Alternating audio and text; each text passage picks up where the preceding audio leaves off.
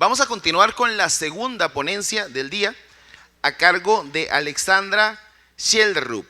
Ella es la directora de Cultura de la Alcaldía de Panamá y la ponencia es Puntos de Cultura Panamá, una propuesta institucional para la gobernanza de derechos culturales. Adelante, por favor. Muy buenos días y muy contenta de estar acá y dándole las gracias sobre todo al alcalde Arnold Barahona y a Freddy y a todo el equipo que nos hemos encontrado desde ayer, un equipo súper comprometido. Eh, a mí me encantó pues la hospitalidad y la forma como nos dieron la vuelta ayer por estas cosas que están haciendo, que además tienen no solamente la estructura, pero los contenidos. Y eso fue algo que aprendimos en Medellín. O sea, los edificios no son el fin, son el medio. Y hay cosas maravillosas que se pueden hacer sin edificios costosos. Y bueno, eso es parte de lo que vamos a contar acá. Yo, por el tema del PowerPoint, quería comenzar primero con la campaña, que fue la campaña de los 500 años de la ciudad. Ah, importantísimo aclarar, yo no soy la directora cultural de la alcaldía, yo fui la directora cultural de la alcaldía, o sea, ese es el ex, nada más para que no me manden a un sicario por ahí, mi sucesor, y soy gestora cultural, y he sido gestora cultural de toda la vida, de territorio Apache, ahora estoy nuevamente ahí. Y también he pasado por el Ministerio de Cultura y pues, o sea que uno ha podido como ver el muñeco desde varios ángulos. Así que bueno, si pueden pasar ahorita la campaña, por favor. Este 15 de agosto inició la cuenta regresiva hacia los 500 años de la fundación de la noble y leal ciudad de Panamá. Si miramos nuestra ciudad como un cuerpo, los barrios son sus huesos y las personas con sus memorias, tradiciones y sus valores son el ADN. Cada historia de nuestros abuelos es parte de la ciudad.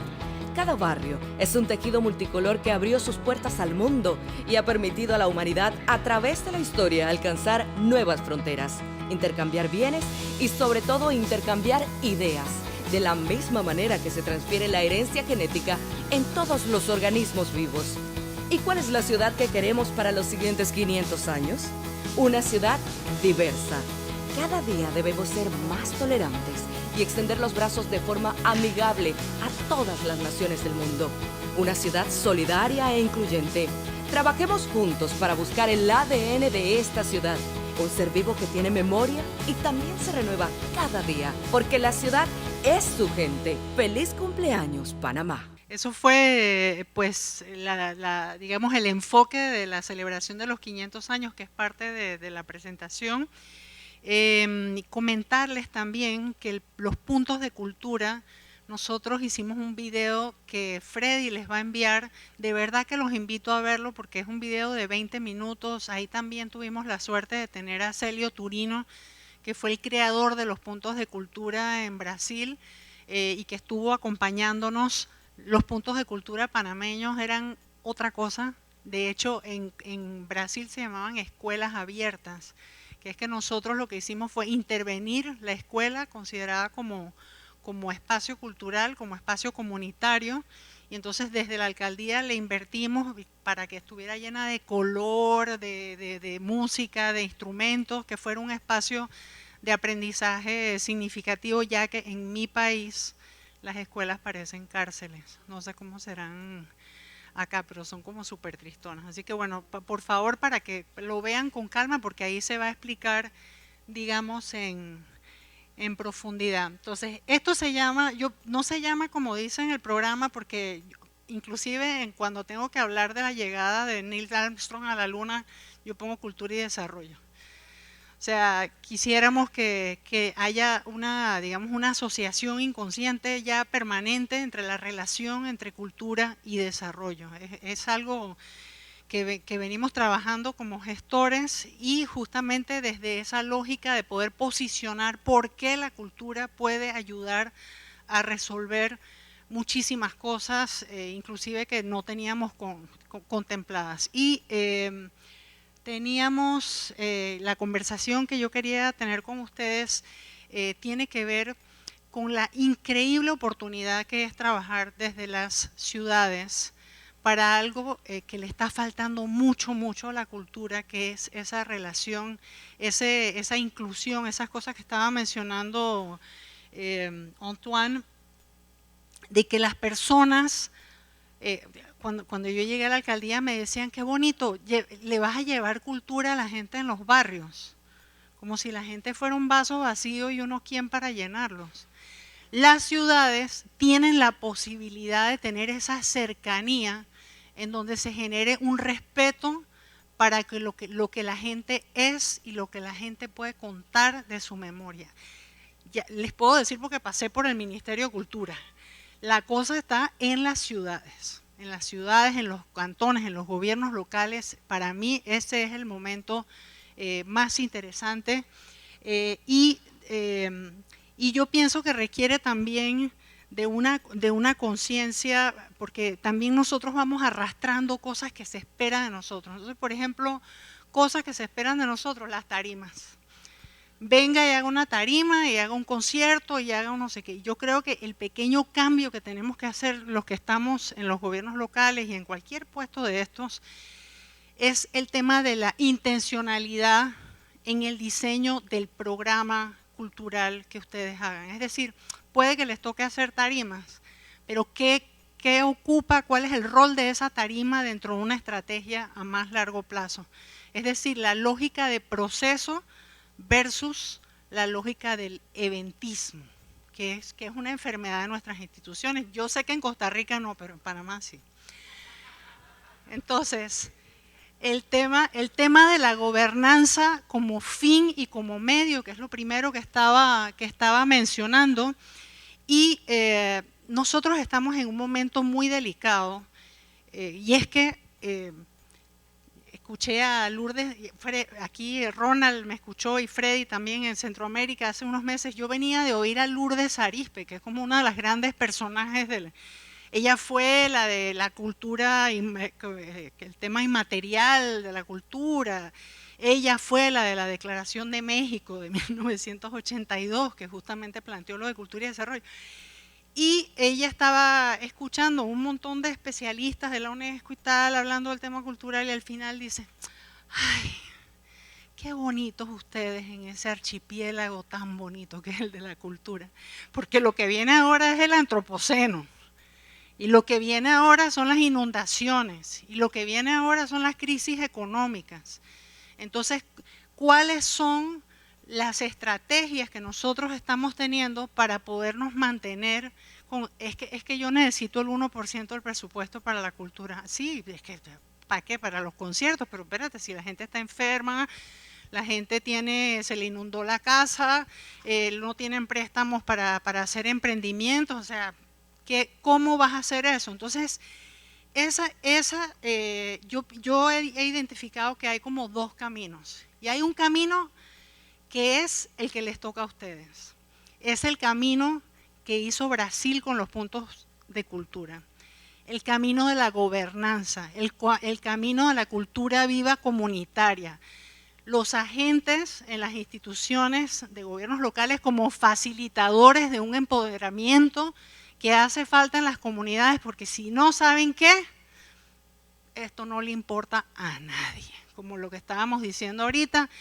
O sea, los médicos no trabajan, el Ministerio de Salud no trabaja para los médicos, trabaja a través de los médicos. Y el tema de la democracia cultural y que las personas se consideren sujetos de cultura, nosotros no lo volvemos algo cotidiano, no vamos a tener estrategia. Y eso que hicieron en los puntos de cultura, que Bolsonaro los trató de borrar, les valió que en pleno COVID, cuando había recortes de toda clase, hayan sacado una ley a Dair Branco que le dio 600 millones de dólares a la cultura, no del Fondo Cultura, de Fondo Emergencia COVID. ¿Sí? ¿Y cómo lo hicieron? Porque en cada punto de cultura había una red de gente que empezó a llamar, es decir, lo resolvieron políticamente. Entonces, ese es un camino. El otro camino es el de las ODS. el de los Objetivos de Desarrollo Sostenible. Y ese necesitamos muchos procesos de formación y de conversación y de diálogo para empoderarnos de eso, porque solemos ser en el sector cultural muy ombligocéntricos, ¿no? Entonces, no, es que mi exposición, sí, pero… no, y además a uno lo ven como cajero automático, además los sectores artísticos, y que si tú no le das plata a los proyectos, nada de lo que haces sirve. Entonces necesitamos instalar una conversación en donde le diga, oiga, ¿sabe que la NHS en Inglaterra, el que es lo de seguridad social, le paga clases de canto, de pintura, de música y de jardinería a la gente para gastar menos en problemas mentales? En esa cosa que él estaba diciendo, Antoine, en la cuestión de Roma, hubo una conferencia sobre la relación entre cultura y salud espectacular. Y ese camino de los ODS, de la transversalidad con medio ambiente, con salud, con turismo, con etcétera, etcétera, ese es un camino, pero es un camino que nos pide como sentarnos a pensar. Entonces, porque si no, por lo menos en el caso de Panamá, si el Ministerio de Cultura lo cierran mañana, a nadie le importa. Eso es así. Entonces, para contar un poco de la experiencia, el programa cultural 2014-2019 de la alcaldía, que terminaba en esos 500 años de la ciudad, fue intencionado. Es decir, nosotros veníamos en un grupito de gente que venía peleando desde el año 2005 para tener un Ministerio de Cultura en Panamá. Entonces, básicamente lo que hicimos en la alcaldía es como convertir la alcaldía en una vitrina de cosas posibles, desde esta lógica de podemos resolver cosas con la cultura, ¿verdad? Basada uno en los derechos culturales, o sea, meternos en los barrios, porque cuando tú haces un proceso participativo en el barrio, la gente te dice, uno, que tiene problemas de seguridad, dos, que tiene problemas de basura, tres, que tiene problemas de bla, bla, bla, bla, y no tiene lo cultural, digamos, en el imaginario como una necesidad, porque nadie desea lo que no imagina, porque muchas veces no hay políticas culturales, por lo menos en mi país. El otro tema es ese de salir del centro de la ciudad y demostrar que desde los gobiernos locales, porque la descentralización nació con la alcaldía nuestra, la descentralización en Panamá es muy reciente, y esto que les decía a ustedes de los procesos culturales a largo plazo. Entonces, este era el mapa conceptual de cómo nosotros trabajamos, que es facilito porque fíjense, hacia arriba te dice qué quiero, cuál es el objetivo, procesos culturales a largo plazo, instalar un imaginario en cuanto a los derechos culturales y que se relacione el tema de la cultura a política pública, que era también algo que no pasaba. Y bueno, después qué es lo que va a promover, cómo se va a financiar. Nosotros tocamos muchísimas puertas, nosotros le pedimos plata, o sea, todo el presupuesto que recibíamos lo triplicábamos, porque andábamos por ahí pidiendo plata, y esto abajo es un poco la programación. Había la cuestión de, en realidad no es descentralizar, sería desconcentrar, sería la palabra, ¿no? Salir del centro de la ciudad, ir hacia la periferia. El tema de la memoria de la ciudad, que es lo que hicimos con el programa de los 500 años, había un enfoque metodológico muy fuerte, estábamos todo el tiempo en formación, porque nosotros no tenemos mucha institucionalidad, entonces era para que la gente que trabajaba ahí quedara ya, o sea, con una formación en gestión cultural, y también a las bibliotecarias y tal, que les quedara, aunque uno fuera un ser efímero que pasaba por ahí. También todos los procesos artísticos, era bueno, no es solamente enseñar a pintar, pero ¿por qué queremos utilizar el arte? Intencionado metodológicamente para la convivencia, para las habilidades blandas, para un montón de cosas, no es nada más poner a la gente así a pintar a lo loco. Luego entonces trabajamos con el rock, la gente del hip hop, partes latinas, teníamos obviamente las clases de salsa, bueno, todo es como acceso a ese tipo de cosas.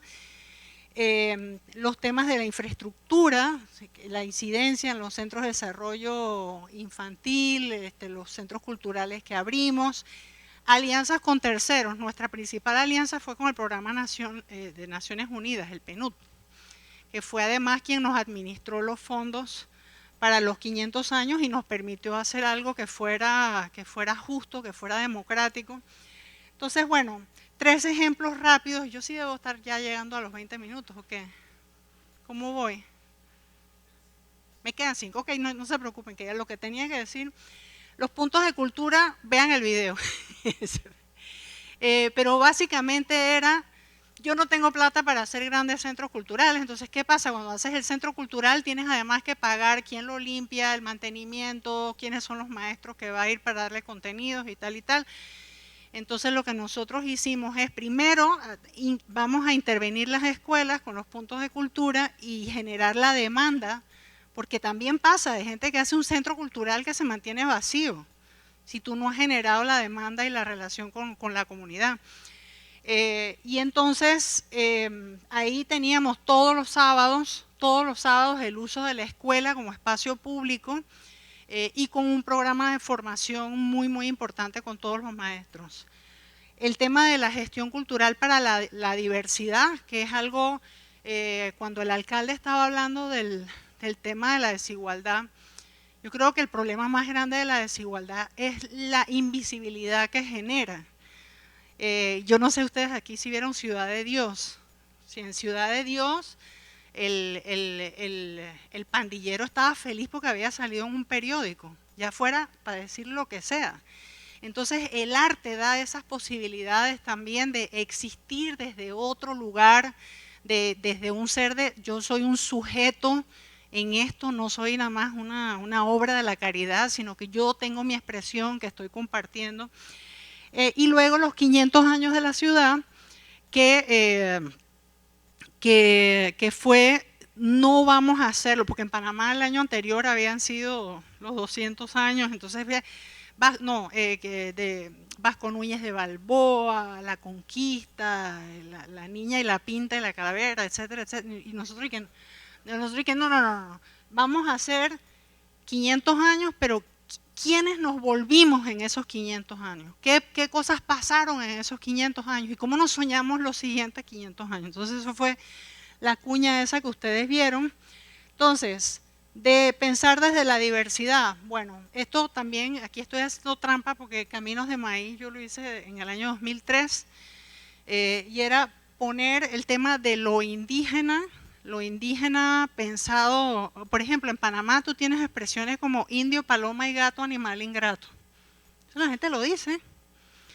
Entonces lo que nosotros hicimos fue de alguna manera hackear unos espacios que son espacios entre comillas blancos de la burguesía alta, como el Museo de Arte Contemporáneo, para poner ahí el tema indígena desde el arte, desde la cosmovisión, pero también, por ejemplo, teníamos un odiódromo.